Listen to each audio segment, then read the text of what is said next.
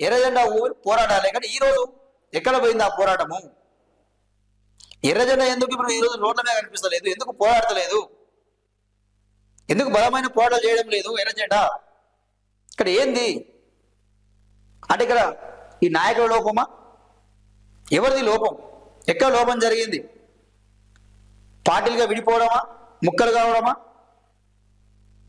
ఎందుకు జరుగుతూ ఉన్నది?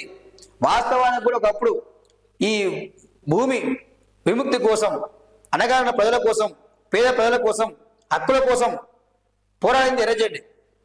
అందరికీ అది వాస్తవం, అది చరిత్ర, దాన్ని ఎవరు మార్చలేదు. కానీ ఈరోజు ఆ పోరాటం ఎక్కడ పోయింది? ఆ పరిమ ఎక్కడ పోయింది? ఎందుకు పోరాటం చేయడం లేదు ఎర్రజెండా? ఏదో భూములు కబ్జా జరుగుతూ ఉన్నాయి, దాని మీద భూ పోరాటం మీద ఉద్యమాలు చేసే పరిస్థితి లేదు, విద్యార్థుల మీద పోరాటం చేసే పరిస్థితి లేదు.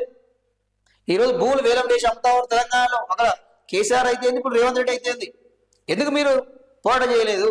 ఎందుకు మీరు వ్యతిరేకించలేదు? ఇక్కడ ఎర్రజెండా ఊపిరి పోరాటాలన్నా మరి ఆ పోరాటం ఎందుకు చేయడం లేదు? ఆ పోరాటం ఎక్కడ పోయింది? ఎక్కడ పోయింది ఆ పోరాటము? ఒకసారి మీరు ఆత్మ పరిశీలన చేసుకోవాలి.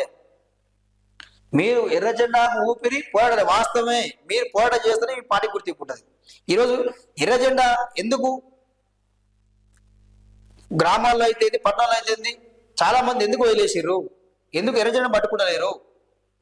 ఎందుకు ఈరోజు ఎర్రజెండా పట్టుకుని ఉద్యమం చేస్తలేరు? ఎందుకు మీ పార్టీ దిగజారిపోయింది? ఎందుకు మీ ప్రజల్లో మీ పార్టీకి ఎందుకు ఓట్లు పడతలేవు? సో ఎందుకు అంటే మీరు బలమైన పోరాటం చేస్తలేరు, మీరు ప్రజల్లో ఉండలేరు. మీ ఓటమి కారణం అదే. ఎప్పుడైతే మీరు ప్రజల వైపు, ప్రజల తరఫున బలమైన పోరాటాలు చేస్తారో మళ్ళీ మీ పార్టీ పుంజుకునే అవకాశం ఉంటుంది.